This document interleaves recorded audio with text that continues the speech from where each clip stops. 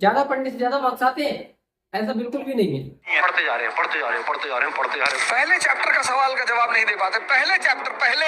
सही तरीके से पढ़ने से ज्यादा मार्क्स आते हैं। साइंस स्ट्रीम में 96% लाना किसी चुनौती से कम नहीं है। सिर्फ प्रैक्टिस पेपर्स कर सकते हो और क्वेश्चंस कर सकते हो। सेम क्वेश्चन बेसिक कॉन्सेप्ट्स पे आते हैं और एप्लीकेशन ऑफ बेसिक कॉन्सेप्ट्स पे आते हैं, और वो आप किसी किताब से कर सकते हैं। और अपने नोट्स को आप जितना बार रिवाइज करेंगे आपका मार्क्स उतना ही बढ़ेगा। एग्जाम के अंदर इन 5 टिप्स को फॉलो करके देखना, फिर देखते हैं मार्क्स कैसे इंक्रीज होते हैं।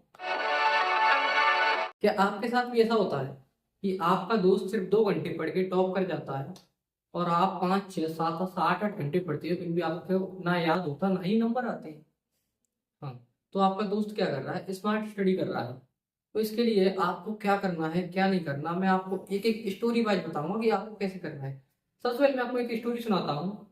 एक क्लास में एक टीचर आती है, उन्होंने मैथ के 2 सबसे कठिन सवाल बोर्ड पे दिए और सारे बच्चों से बोलते हैं कि सवाल को करके देखो, लेकिन होता क्या है, कोई भी बच्चा नहीं कर पाता। फिर वो क्या करते हैं, उन्हीं को 2 इजी क्वेश्चन देते हैं बोर्ड पर ही, और फिर क्लास के सबसे टॉपर बच्चों को बुलाते हैं, उनको ये सवाल को करके दिखाओ। फिर क्या हुआ होगा?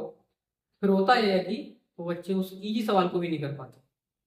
फिर होता है कि बच्चे, उन दोनों, टीचर क्या करता है, बच्चों को बिठा देता है और 2 एवरेज बच्चों को अपने पास बुलाता है और सबसे पहले जो टफ सवाल लिखे थे उन्हें सॉल्व कराता है। उसके बाद में वही 2 इजी क्वेश्चन उन एवरेज बच्चों को बोलता है कि अब इन्हें सॉल्व करके दिखाओ। तो वो जो होता है ना, एवरेज बच्चे उन क्वेश्चन को सॉल्व कर देते। इससे आपको क्या सीखने को मिला? वो एवरेज बच्चों ने वो क्वेश्चन सॉल्व कर दिए, जबकि वो टॉपर बच्चे वो क्वेश्चन सॉल्व नहीं कर पाए। तो इसका क्या मतलब हुआ? प्रेशर। देखो, जब जो टफ क्वेश्चन थे ना, तो वो टॉपर्स के ऊपर प्रेशर था कि ये क्वेश्चन सॉल्व नहीं हो तो ये कैसे होंगे।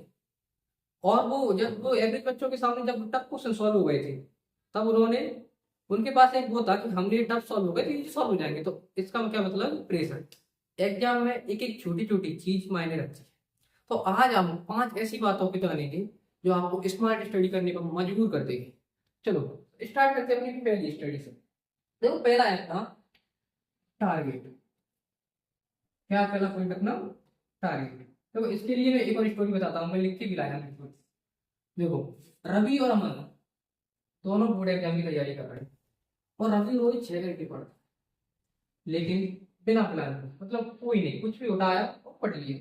और अमन सिर्फ 3 घंटे पढ़ता है, लेकिन हर दिन एक टारगेट सेट करता है और चैप्टर 2 खत्म कर देता है। देखो, इसको ऐसे समझते हैं कि अपन यहाँ पर रवि लेके चलते हैं। रवि रोज 6 घंटा पढ़ रहा है। कैसे पढ़ता है? आधा चैप्टर एक कर लिया, एक कर लिया, तो एक पॉइंट बाकी कर लिया। और जो अमन है वो सिर्फ 3 घंटे पढ़ता है, लेकिन टारगेट फिक्स किया है कि आज मुझे 2 चैप्टर साइंस के खत्म करने हैं। तो ये साइंस को ही पढ़ेगा। ये 2 घंटे उसने साइंस खत्म की है, तो साइंस को खत्म करेगा। उसका एक क्लियर विजन हो जाएगा कि हाँ, मुझे अभी इन 2 चैप्टरों को साइंस को उठा के भी नहीं देखना।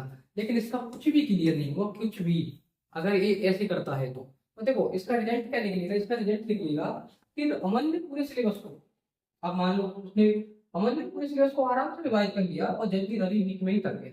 अब मान लो अमन ने आज क्या किया, साइंस के 2 चैप्टर कर लिए, कल वो क्या करेगा, मैथ के 2 चैप्टर करेगा, परसों वो क्या करेगा, सोशल साइंस के 2 चैप्टर करेगा। ऐसे कर करके वो पूरा अपना सिलेबस रिवीजन कर देगा और पूरा एक एक उसको याद रहेगा, मैंने ये पढ़ लिया, ये पढ़ लिया। लेकिन रवि का कुछ नहीं होगा, क्योंकि उसे पता ही नहीं उसने क्या पढ़ा है क्या नहीं पढ़ा। तो सबसे पहली बात क्या चाहिए आप लोगों ने? टारगेट फिक्स करो अपने। मुझे आज ये टारगेट अचीव करना है तो करना है, ठीक है। तो ये अपनी पहली टिप हो गई। दूसरी टिप है अपनी, देखो, ये होती है पोमोडोरो पावर।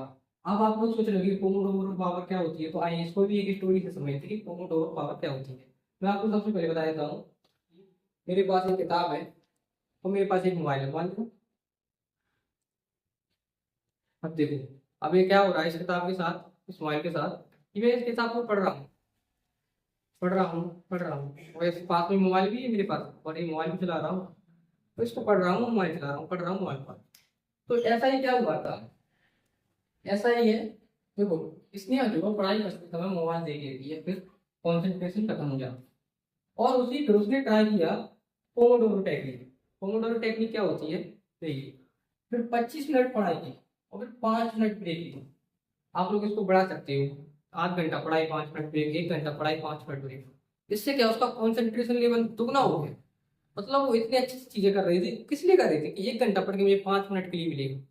इसलिए हमेशा पोमोडोरो पावर का यूज करो, और इससे उसका फोकस का अगर 2x हो गया, आपको 25 मिनट में उतना पढ़ लेगी जितना 1 घंटे में भी नहीं पढ़ पाती, क्योंकि किताब और मोबाइल दोनों एक साथ चल रही थी, दोनों चीजें नेगेटिव पॉइंट में चली जाती हैं। तो पोमोडोरो पावर बहुत ही यूजफुल होती है आपके एग्जाम में। तो आपकी टिप नंबर 3 है टीच बैक। अरे टीच बैक क्या होता है मैं बताता हूँ आपको।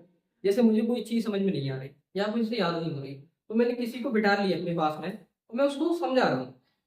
ठीक है, मेरे को नहीं आ रहा कि एल्कीन का फॉर्मूला कैसे बनता है, मुझे नहीं पता C2H4 क्या होता है, C3H6 क्या होता है, तो मैं इसको क्या है, मैं अपने किसी भी छोटा या बड़ा कोई भी है मैंने उसको पकड़ा, उसको समझाने लग गया C2H4 ऐसे बनता है वैसे बनता है।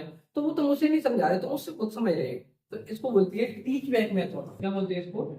Teach back method. ये बहुत यूजफुल होती है कॉम्पिटिटिव एग्जाम्स में। अगर बच्चे समझ नहीं है तो इसको नहीं स्टोरी वाइज समझते हैं हम लोग। जो राहुल को ऑर्गेनिक केमिस्ट्री याद नहीं लगी, ठीक है, तो एक दिन उसने अपने छोटे भाई को समझाने की कोशिश की, तो तब राहुल को उसका कॉन्सेप्ट क्लियर हो गया। अभी मैं इसको समझा रहा हूँ आप लोगों को, अब हो सकता है इससे मेरा एक और कॉन्सेप्ट क्लियर हो रहा हो। तो टीचिंग में क्या होता है, यही होता है टीच बैक मेथड में, कि आप सामने वाले के कॉन्सेप्ट को मजबूत करने की कोशिश में अपना कॉन्सेप्ट क्लियर हो जाता है। तो इसको स्मार्ट टेक्निक बोलती है और टीच बैक मेथड बोलती है। ठीक है, अगला है आपका notes Ninja technique. Notes Ninja technique आप लोगों के लिए मैंने एक बार और बताया था कि एग्जाम में आप लोग का जैसे मान लो इतनी मोटी किताब है, अगर आप 1-2 पेज में उसको नोट से मिट देती हो, तो आप एग्जाम में 3 दिन पहले रिवीजन क्या करोगे, शॉर्ट नोट्स को करोगे ना। तो इन नोट्स मेकिंग टेक्निक की स्टोरी के थ्रू से समझते हैं। रिया की नोट वो कलर कोडिंग से बनी, जैसे उसने ग्रीन कलर यूज किया इसलिए फॉर्मूला के लिए, और येलो किया स्ट्रक्चर के लिए, देखो, और blue for formula, green for definition, red for doubts. Exam में बस एक नया वैल्यू सब याद आ गया, और फिर उसके माइंड में वही चीजें चली नहीं, मुझे रेड मैंने इससे किया था, ब्लैक मैंने इससे किया था, ब्लू मैंने इससे किया था। और उसको एग्जाम में क्वेश्चन दिखेगा तो उसके माइंड में डायरेक्ट आंसर नहीं आएगा, उसके माइंड में वो डायरेक्ट आएगा क्या, जो उसने नोटबुक में हाईलाइट किया है। तो मतलब वो पूरा आंसर स्कैन टेक्निक की तरह उसके थ्रू में आ जाएगा। तो इसको कौन सी होगी आपकी नोट्स टेक्निक। ये 4 टेक्निक इंपोर्टेंट हो चुकी है। 5वीं टेक्निक जानने से पहले, अगर आप वीडियो थोड़ी सी इंफॉर्मेटिव लग रही है तो आप इस वीडियो को लाइक करें, अपने दोस्तों के साथ शेयर करें, और चैनल पर पहली बार तो इस वीडियो को सब्सक्राइब भी कर लें। और आपकी 5वीं ट्रिक है मोस्ट इंपोर्टेंट ट्रिक, 5वीं आपकी स्लीप एंड रिवाइज। देखो, सोना बहुत जरूरी होता है और रिवीजन उससे भी ज्यादा जरूरी होता है। आप प्रॉपर पूरी नींद लो, आप जितना पढ़ रहे हो वो इंपोर्टेंट नहीं है, आप कितना रिवीजन कर रहे हैं वो सबसे ज्यादा इंपोर्टेंट होता है।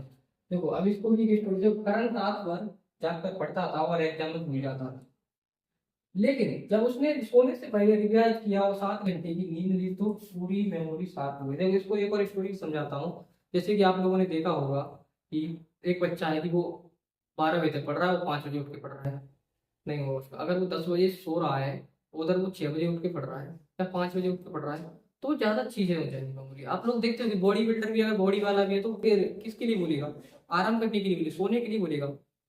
आराम और सोना बहुत जरूरी होता है जीवन में। 7 से 8 घंटे की प्रॉपर नींद लो और प्रॉपर रिवीजन करो, जितना हो सके रिवीजन करो। आप क्या पढ़ रहे हो इंपोर्टेंट नहीं, आप कितना पढ़ रहे हो उसको कितना रिवीजन कर रहे हो, ये ज्यादा इंपोर्टेंट होता है।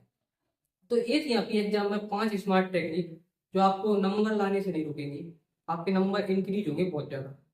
Thank you for watching. मिलते हैं किसी ऐसी नेक्स्ट वीडियो में, तब तक के लिए जय हिंद, जय भारत।